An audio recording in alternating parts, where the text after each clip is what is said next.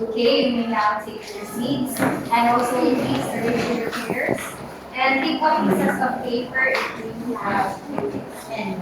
Now, for us to be guided with our learning and also for us to be have the ability to assess our rules in our classroom, let us have teacher proceed for the classroom. Can everyone please read our rules for today? Speak clearly and respectfully, participate actively, express ideas confidently, ask questions, keep listening. So, are our rules clear? Yes. Do you want to add some more? No? Okay. Now to have an activity or to gauge your prior knowledge, let us have teacher Sam for our activity. I'm sorry, teacher Ira.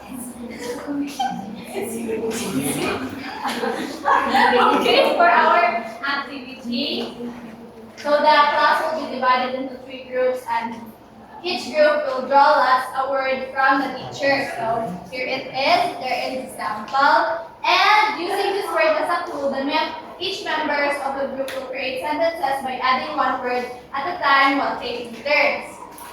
The group will be given 1 minute to finish, and the group that was able to say most words while still creating a meaningful sentence will be declared as the winner. So do you have any questions?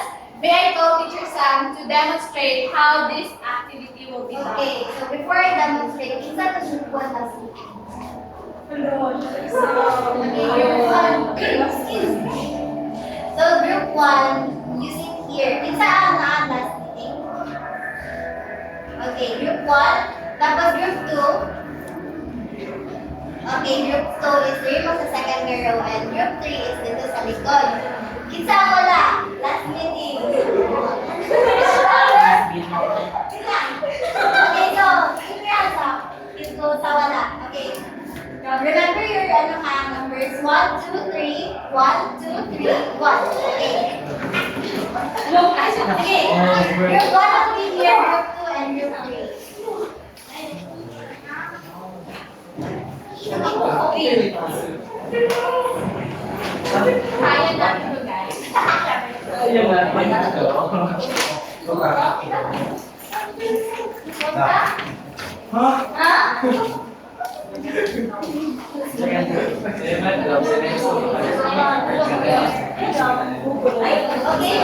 my teacher Jasmine, teacher Christine, and teacher Kelly and Brad.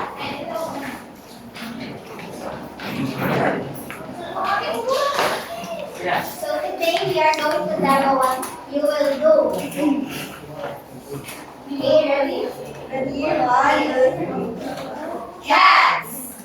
C-A-T-S. Whenever I roam around the road, I see stray cats. Cats. And again. Okay, so group 1.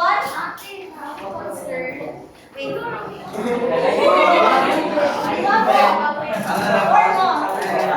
Okay, so now you can mag-translate lang here. Ang bago nga.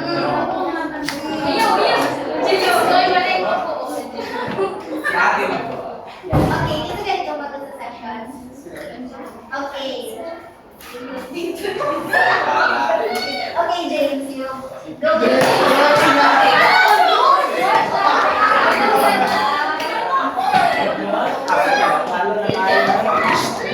Okay, everyone ready for the activity?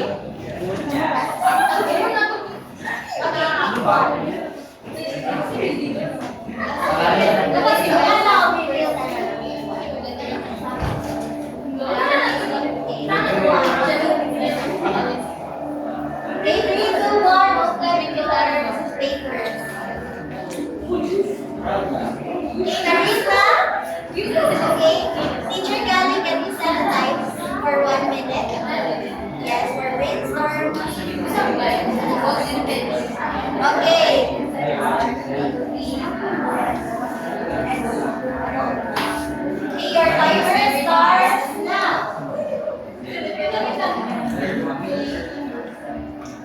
This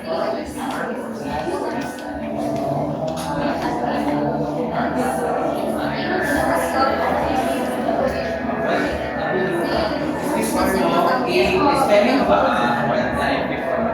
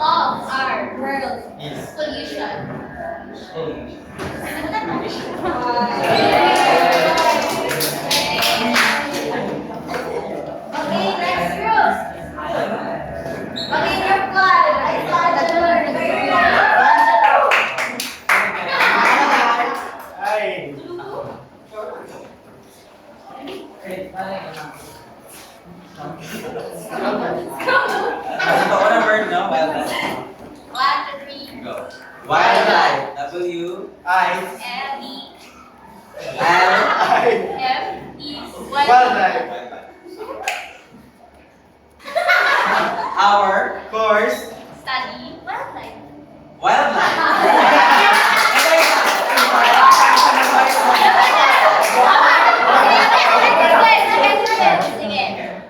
Wildlife can Be found everywhere.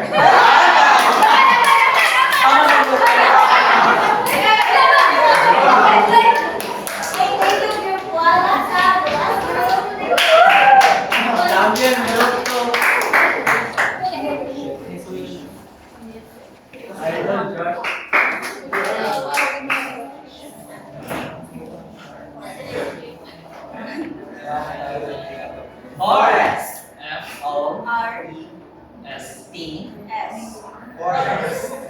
We should protect our forest. Okay,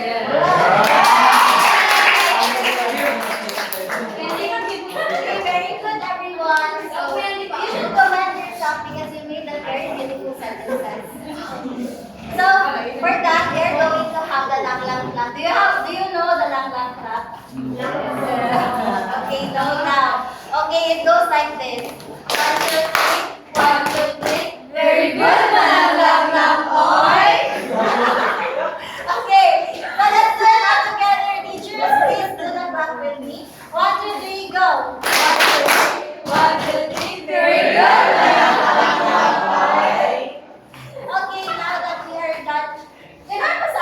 na-enjoy mo? Yes! Yes, very good.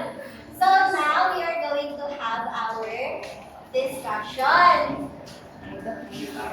Okay, let's have teacher Precious. When I say hi, you say hello. Hi. Hello. Hi. Enjoy the walk? Yes! Sure? Yes! So, nga naman nag-activity mo nga to. It's because we will talk about fluency. Unsa mo ka-smooth you talk and how naturally you talk. It doesn't mean nga kung mag-talk mo, mura na mong Amerikano. Ang ato lang is to express smoothly, dili mag-ana. Even though nakapagbanta, even though we are not sure of what we are saying, as long as we can express it properly. Now, natin tulo ka big part. First is our speech. Sometimes kung maging maging mo sa ba? Yes. Pag kung maging sad ko, makatulog ka. Okay, like that. So we need to talk at a normal and comfortable rate. Not too slow and not rushing. Sometimes, we tend to be, pero sa mga reporting na to, kanang pulbaan ta. Why? Nga magpulbaan man ta? Anyone? Yes. Mga tus na mali. Yes, indeed. Hadlok ta, mamali. Why? Nga hadlok ta, mamali kay usahay, people will judge us. Diba? But we should not think about that because it is us who is doing that performance. So that is needed towards you. You need to be on a comfortable way. Hindi ka man hanga. Next is few pauses or fillers. You don't stop every 2 words or say like constantly to buy time. Sometimes magkalag atong brain kung sa magbuhat ng buy yung kasabot ni ana. Instead of may ingani mo jud diba? Sometimes our instructors will get annoyed, ana. So instead, we need to pause. Time mag-report ko. My topic is about, basta ka nakakuan ka, mga ka, hinumdo. Mga ka, inhale ka, exhale. My topic is about plants. You need to pause.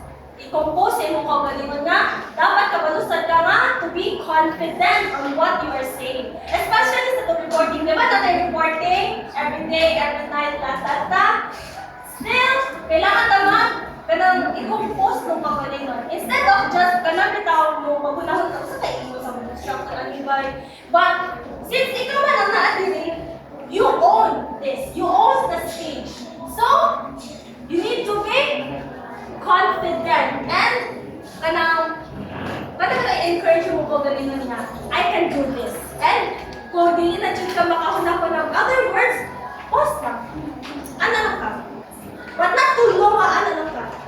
And then your brain will do its magic na dahil. That is adrenaline. Next is connected speech. Your ideas link together. Can you remember katong number 1A si Ma'am Saiza about your two sentences about palaro? Diba it is connected? So, still in speaking, you need to be connected with your words. Dili nga, I like the palaro. In the 5th day, o diba? Palaro nga, intro na sa 5th day. So, di siya connected. So, when you rehearse, di ba mag-rehearsal mag ka before na mag-reporting. You need to i-arrange nimo kung sa imong i-report and manumanli lang. You need to be confident nandiyon sa imong gina-speak. Especially ka na mga 3rd year, 2nd year, naman yung mga thesis defense, mo dyan nakapulba. Usay ka lang, lutusun dyan sa itong panel. If makita sa itong panel, they will think na we didn't know our study. But if we compose ourselves, pause. This is our study, the religion. Makita kung panel ay, he or she is confident.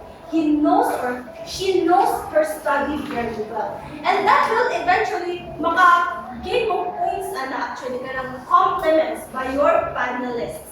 So that is Again, we have speed and or fluency, the way we talk, new pauses or fillers, and we have connected speech. Now, what?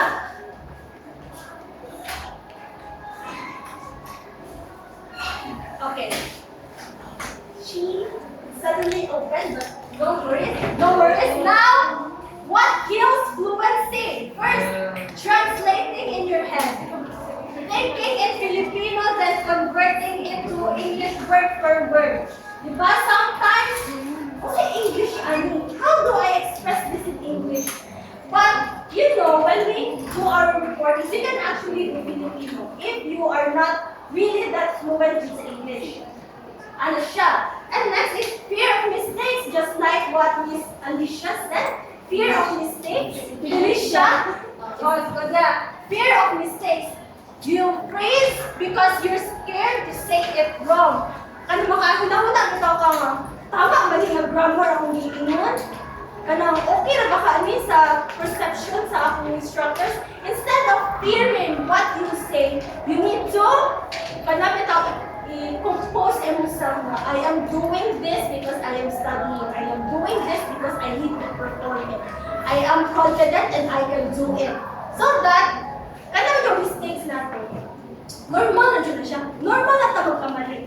And we should not deep people no, sa ating mga feedback sa ating instructors because it is them of telling or telling sa ato to improve because we're still developing pa dyan. Over time, may improve naman dyan siya. So, yes.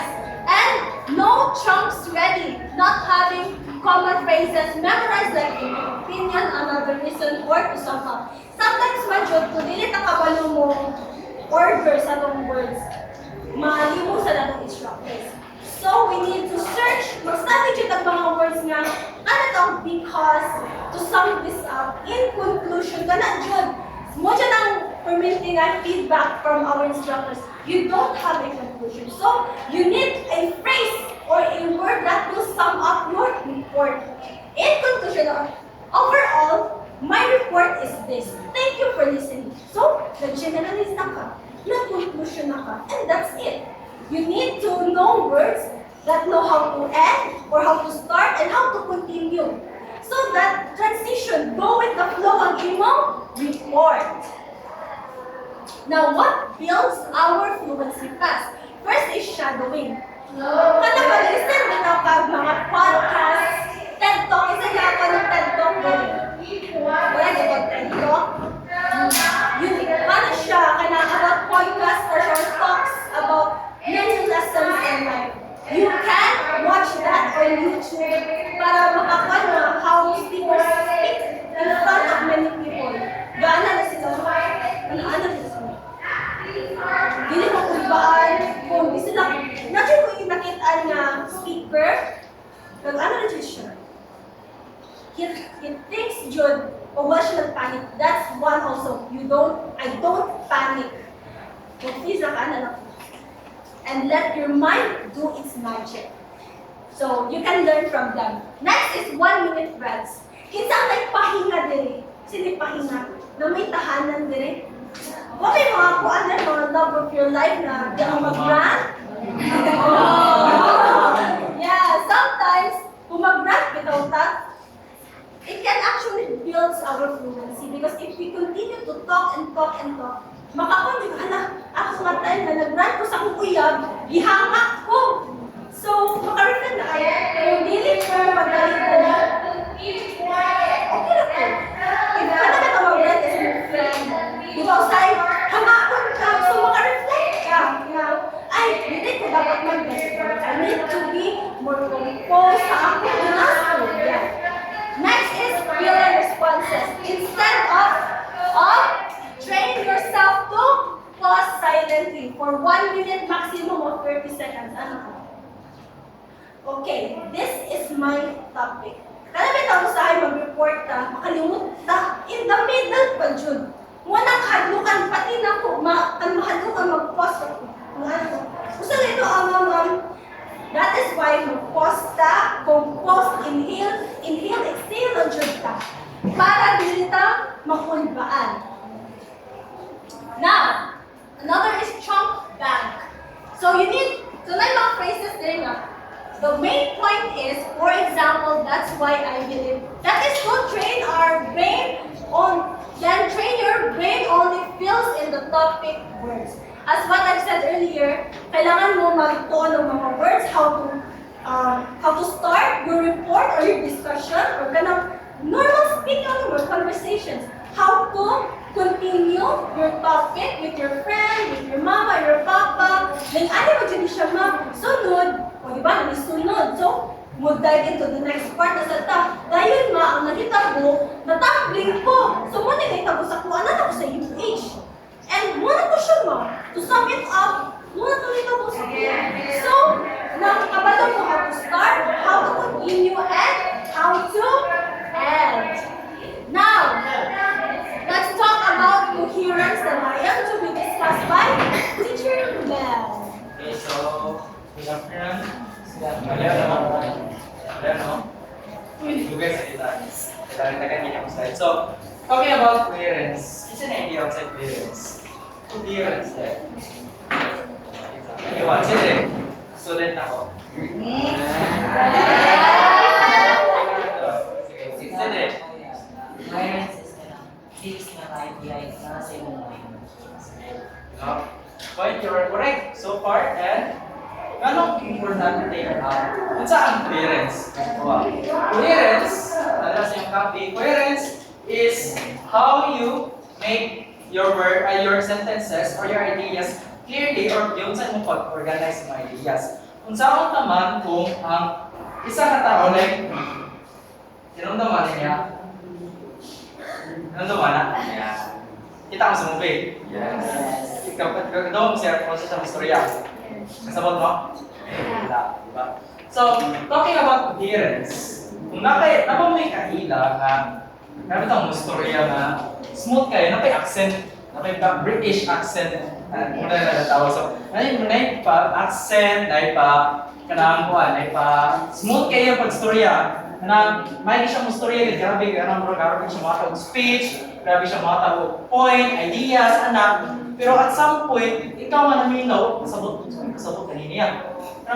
Asa mo siya, nabot siya kanina sa eskulahan, nabot din sa CR, nabot din dito sa gawas. Asa mo yan tunong anong idea? So, coherence means na ikaw, you have the capability or you have the talent or the skill nga mo organize yung mga ideas. Dili bitaw daghan kay katapok ideas, ingana ka na yung ideas dire. Isumpay mo lain, ako ilain dire. Isumpay mo tong pinakauna, nga na dire sa last. Di na siya coherence. Mana atong itawag ng coherence, importante na ng coherence since connected din siya sa fluency. And I'm going to teach you tawa na niya. Connection na nang sorry. Medyo busy yan mo sa kanila. So, ganun important ang points of coherence para imong mga naminaw makasabot at the same time connected ang imong ideas.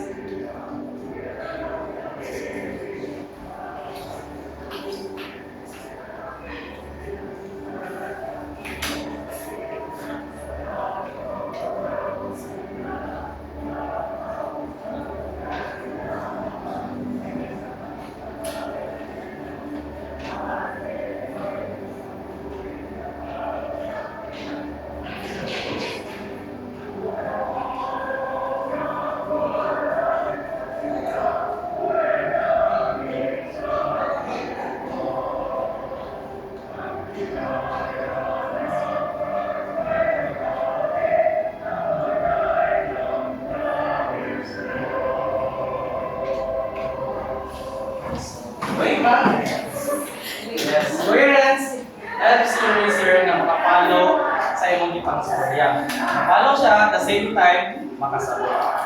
So, unsay connection, unsay difference nila coherence o fluency. So, fluency talks about unsa ka smooth mo storya, unsa ka natural mo storya, unsa ka the way ka mo hatag og confidence nagkaroon na during sa mong speech or ano sa mong storya like here in front ako din fortunate yung mga nakita. Bisa na ako magsimula di na pero ay di buhat na mo pero kita po ta na makatuon. Okay, so fluency is all about smooth and natural speaking. While coherence states that you have the capability to manage your ideas clearly and to produce meaningful ideas. Muna yung kalian na diba? And if ever katong mga gusto rin ganina, mas unsa ka smooth mo storya, unsa ka natural, imong ideas kay wala nagka-arrange, hindi na makasabot imong mga naminaw. Wala kang observe sa takas-kas, sa laway, o sa oras. So, muna yung gingon, you can speak fluently but still be confusing. May kang storya pero hindi ka mo makasabtan. Dira, mapaingon si coherence. So, dire, example of coherence, kani, basahin. First. I like dogs. My friend is funny. I went to the market. Sabta siya? So, kinsa makatag o sino may idea nga sa iyang pasabutan nga sentence? Wala, di ba? Diba, hindi ka kasabot. Anong naa siya sa dogs? Anong gusto siya ng dogs? Kasi kanina naabot siya na funny yung friend. Yung funny ba? Yung friend ba ito? Ano natin sa market? Nako, ubang sa siyang friend nga iro natin sa market. Dili nga libog ka. Yung reaction mo po na reaction. Muna, dili na itong makatawag niya siya nga coherent. Kung nga ni pero siya idea, daghan tayo idea ka patong-patong, pero dili constant. Dili siya arrange. While this, i-compare na siya sa artist. I like dogs because they are friendly. For example, my dog always plays with me. Okay, masabtan siya. Kung sa'yo, i-kuhan siya, i-explain siya kung sa'yo masabutan.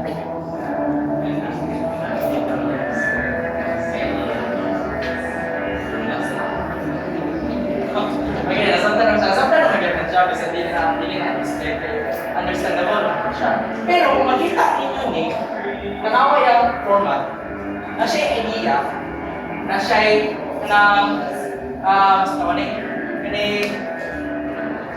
reason, na same time na siya example. Na siya, yung first idea is I like dogs. Nanong ganahan siya sa dogs? Because they're friendly, bring in a reason.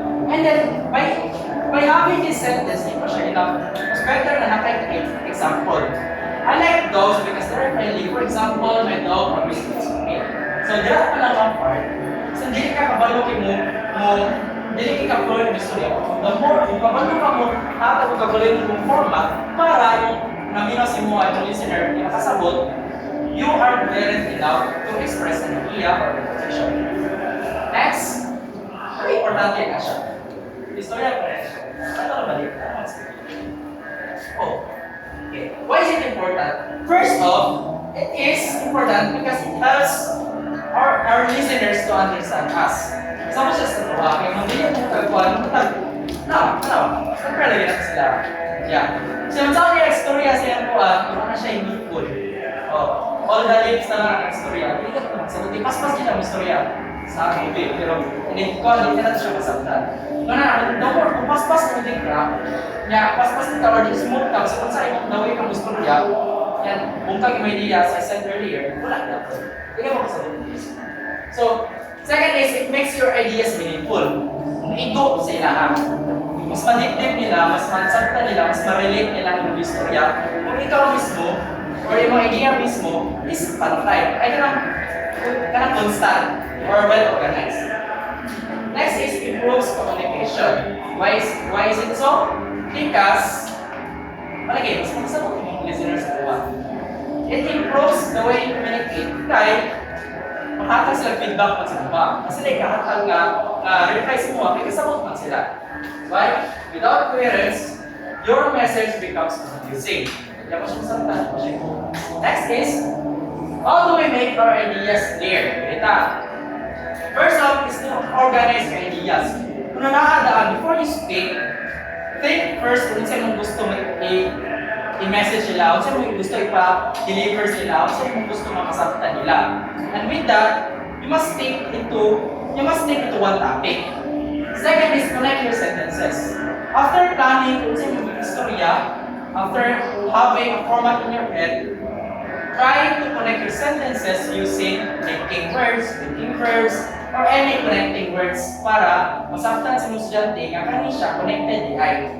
Lastly, stay on one topic. As I said earlier, stay on one topic. After finishing that topic, you may proceed to another one or mo siya i-connect, pero di siya pwede nga topic na dili na napod dahil na napod balik ang kugani. Stay in one topic. After finishing that, you may add another one or so on. Okay? Use simple structure. Mani siya. Kung yung ipakita kanina, why is it understandable ganina ano coherent to isa? Simple na rin siyang structure. There are a lot of structure. Pero, first off, kung gusto na ito coherent na, why not practice this simple format? Start with beginning, middle, end. At ang sugod. Unsa ang atong guide ka idea? Unsa imong gusto i-istorya? Unsa imong gusto ipatag sila? Kapag sa nila. Unsa imong gusto nga madunggan nila? Unsa imong gusto nga madibdib nila? Or ano itong Prasa nang istorya ka marag hubog ba? Kung hubog ka istorya na, sige na, isip mong kauban dito. Ayang, sabot ka, sabot ka, pero pumunta ka, hindi na kasabot. Hindi mo kasi may kalipay. Ikaw, asubog. Ano mo juga? May accent, no? Drum accent.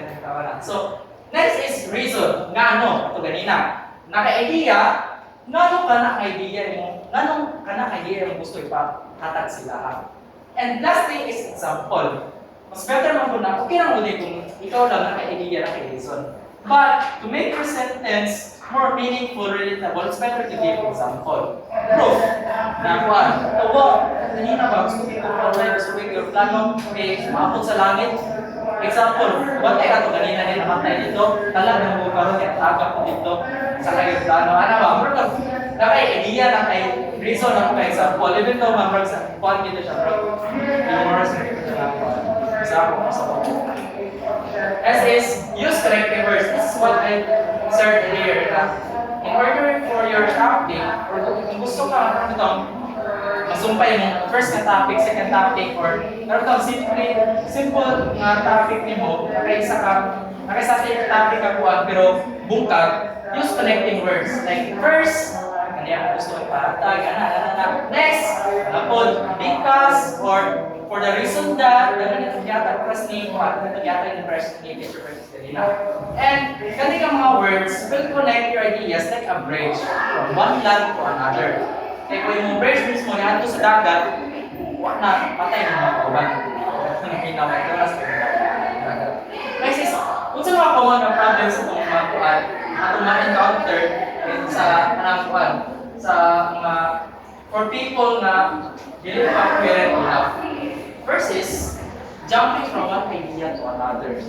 Storya pa lang mo ganina ay storya pa mo daan anang isang pulis mga reason kung kana bitaw nemo sit in and nabitaw mo cut sa imong istorya. Kita ko drive sa motor, kita ko mo bandit ko na-discuss sa motor. Sa uba, bantay ka to na itaas dan. Man ka sa mga asa man yung idea. Ay sit in at sit ko ikaw sa istorya. Ay mo diretso ka sa topic, diretso mo magani. Ka namina ko maban. Exciting na tayo. Ano labot sa drop? Ano sa yung mo ba discussion to ba? O di ba na question mo imong sentence or topic sa lahat. Next is no linking words. Kapras ko kanina. I like dogs. I went to school. I died. Di ba? Kung sa'yo, wala linking words. Wala kasumpay. Try kasumpay. Wala linking siya. Ganun din. Kung sa'yo, pasabutan eh. Next is too many ideas at once. This is one of the main problems sa mga quadratong for people na ADHD sa mga pinarap tayo. So, bantay ka doon lang ako itong unang adlaw, lakaw na ko. Sakyanan ba? Pero one, istorya mo. Ngayon sakyanan, istorya na mo. Or nagpapay tayo para sa bantay ka doon details ng mga ito. Pati yung isudo, may artulay! Tapi ito sa istorya din. Dagang ka idea ka patok-patok. Wala yung consistent. Kaka-distract siya. One of the common problems. Last is going off topic. Ato, yapon. Di mo kami lang, kani po nga reason is for others po nga from mulong na ka. Okay, batay man ang people nga, batay ng people storya. Batay man ang BBM. One of his messages, namin nasa para sa talaga ang kuan. Kuan, flood control. Namin sa talaga message. Atong depend. We're like our teachers because they are the brain. The teachers are the brain body. Ito siya, off topic siya, hindi siya naptan. Wala, mong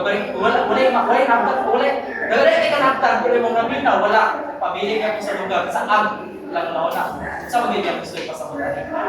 And this makes the speech hard to understand. Kaya ayok po. Next is, ito simple na formula kanina. Ano siya? Idea, plus reason, plus example.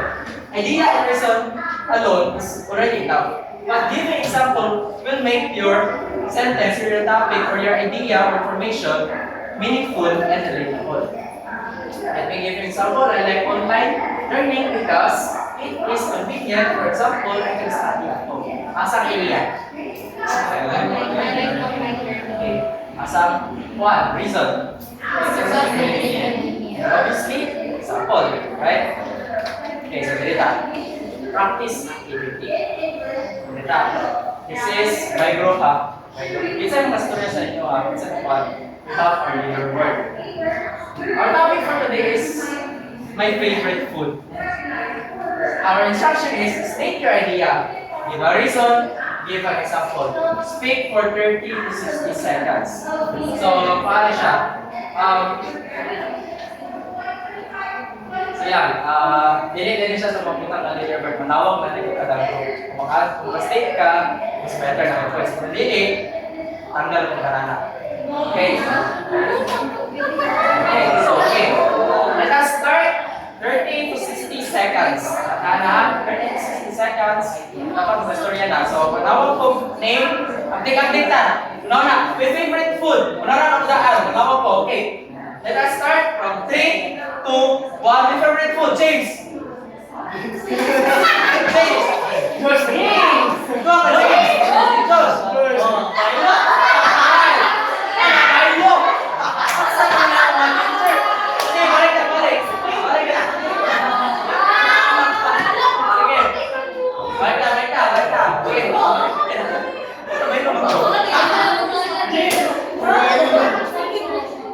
Sige, balik ka. Tawag ko each member sa kagrupa. Dili ko matawag ka ng mga katulog. Tawag ko po isa rin. Sige. Let us start. My favorite food. Rita, my favorite food. Give your state your idea, give your reason, give an example. Sige. In 3, 2, 1, Angelo. My favorite food is spaghetti because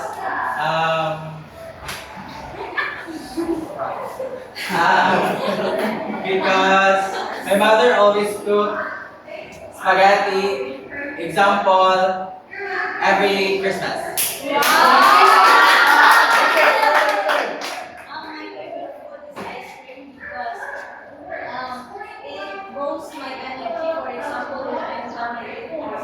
Wow. My favorite food is lasagna because it makes me happy. For example, whenever I have an exam, I will eat lasagna. What is today? My favorite food is sweet. An example of this is ice cream. Why is it so? Asa mo reason? Where's your reason? Because I'm a person who likes sweet food. Okay, so April. My favorite food is takoyaki because I like sweets. An example, so my favorite food is takoyaki because I like sweets and at shop in Sito sells Okay. Thank you so much. Kamay ka. Last. Yes, adobo because it's my it's my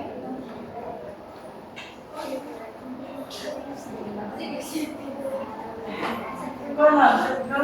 There's still a lot of time. it's one of my comfort food and For example, when I'm down. Okay, thank you so much. So, I guess all of you has 2 points each. So, please take 2 points each para sa group ha. Thank you so much. Okay. Wala yung natanggal siya. Wala so far. And thank you so much for going to go on to collaboration. Now, before we move on to collaboration, I want you to look at this picture. So we have a woman is struggling carrying a big bag. And letter B, we have 2 people carrying a big bag. So which one do you prefer? Is it letter A or letter B? Anyone? B? Why Casey? Why do you like it? Yes, you are correct. And letter B means collaborations. Just like natay groups 1 and 2, di ba? Nagka-collaborate mo, brainstorm mo sa inyong mga answers. Now, collaboration means speaking, working together, sharing ideas, listening, and communicating. Now, let's define what is collaboration. So, collaboration is working 2 or more people. Dili siya, ikaw lang, collaborate ba ka ikaw isa? Sabi mo, hi, ako din si... Dili na siya pwede nga, ikaw na isa. So, collaboration dapat daghan mo or duwa mo kabuo. Now, can you read the second definition? It involves sharing ideas, skills, and efforts so the result is better than what one person could do alone. That's right. And speaking of alone, I want you to read this phrase from the poem of John Doe. No man is an island. So, what comes to mind when you say no man is an island? Let's have from. What comes to mind first?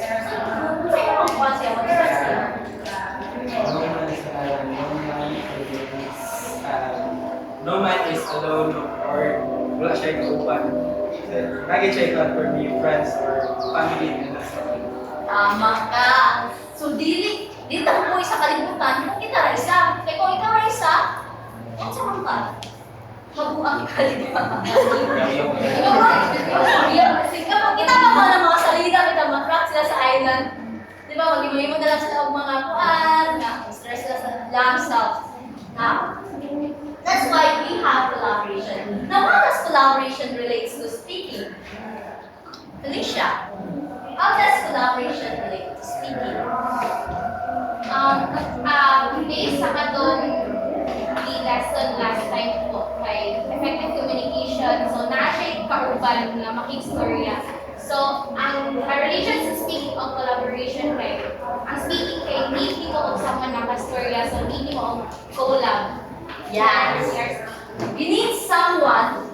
Collaboration in speaking because in speaking, speaking is used in collaboration para katong history na mag-share sa inyong ideas, mag-work together in teams or groups. Best example lang sa eskwelahan, di ba? Nakakaroon ng gusto mo. Sa balay, pag magtinda mo kuhaan, tabangan ba mo sa inyong manghod? Or tabangan ba mo sa mama pag magtinda mo sa balay? Dili actually. Pero, in some ways, magkakagyapon sila. Kaya dili man yung kaya ka na, di ba? Ikaw na. And sa sports, basketball, volleyball, muna siya ang mga mag-collaborate mo. Now, here are the importance of collaboration. Pero kanihiran ko na ito siya kay para dali ka makuman. Kay, dali naman kayo mga sabta ng collaboration, di ba? Sa gani ang collaboration, Josh? Collaboration ba ay kauban sa kaya nagtao mo kayo alon na tao to hindi na tayo buwan dapat lagi may kato Collaboration is you are working together with your teammates, roommates, your friends, your peers. Now, so the importance of collaboration we have first to finish work faster and easier. As you can see sa inyo ang grupo ganina gitagaan mo 1 minute kay para mag-brainstorm. Diba? Tapos pag kuhan niya direct presenting nyo ganito lang din kayo siya ng presento ato ang activity nga 1 word at a time. So it makes the task less difficult and faster to complete. Anya, pag nagpagpunta sa inyong teachers, di ba, kay grupo mo, hindi na siya i-divide. Kay, makamuray sana. Makamad ba mo dali? Pero, ma'am, sa na lang, ma'am, programming ni ma'am. Kamitan na sa akong grupo, programming ni. Pero makamad siya, di ba? Makamad nagyapon ninyo siya. Mapasa nagyapon ninyo siya. Now, we have here number 2. To learn from each other. So, every student has different strengths, ideas, and experiences. So, students can teach and learn from one another. The best example for this is, kanapit daw, imong teacher mag-discuss sa utubangan. Wala kang sabot. Pero pag pumunta na kasi mong class, makasabot tayo ka sa iyang one. That is collaboration.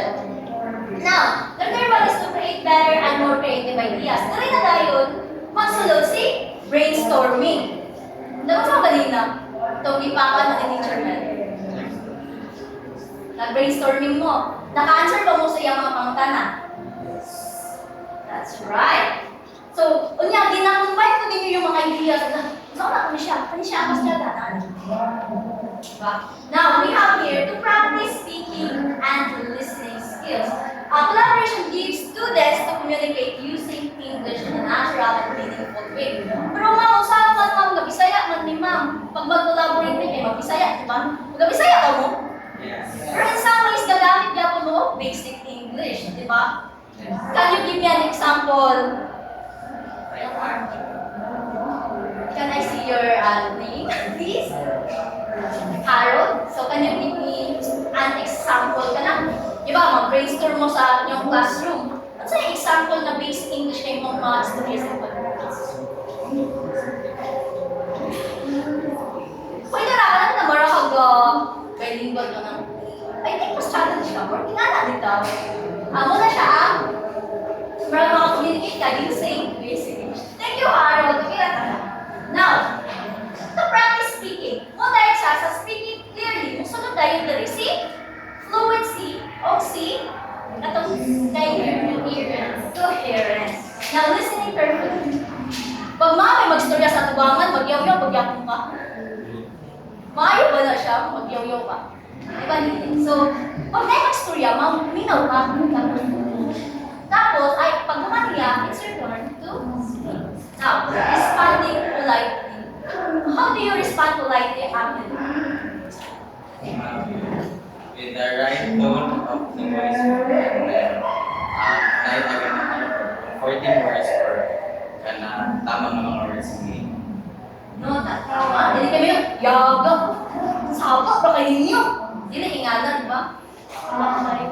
Ano siya, di ba? Sapa ba kayo? Ingana ba? Hindi. Dili ko. How do you respond politely? Cedric. Pag na mag-istorya ikaw, pangutana, hindi na lang, pangutana sa imong pa, how do you respond? Sa drama, just being together ng right yung thought is puso means strict siya sa mga pagsimulan. And also, properly, I write words like I think, Yeah, you can say I think, and you can end your now,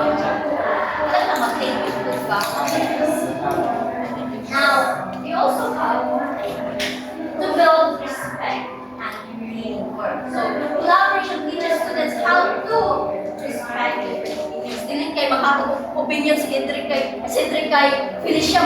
Kapag niya, ano yung idea ko? Ano mga Felicia? May kakabati ang idea ni Cedric? Dili na ako siya. Now, be patient po. Kung si Cedric po, mamatag siya kay Diang niya si Juan, niya mo yun si Felicia nga. Wala, ba't ito tayo yung mga idea ng Cedric? Dapat Cedric, be patient ka. Paano nga, mag-list ka nga itong mga yun sa Felicia, ano ba't ito yung idea? Mamina mo. Meron sa ma-realize. Ay, pag-tingin lang. Now, you work with different types of people. Unsa man siya ang mga people? Can it cooperate? Cooperative. Yeah, pwede pa na comparative or people with different backgrounds, different personalities, different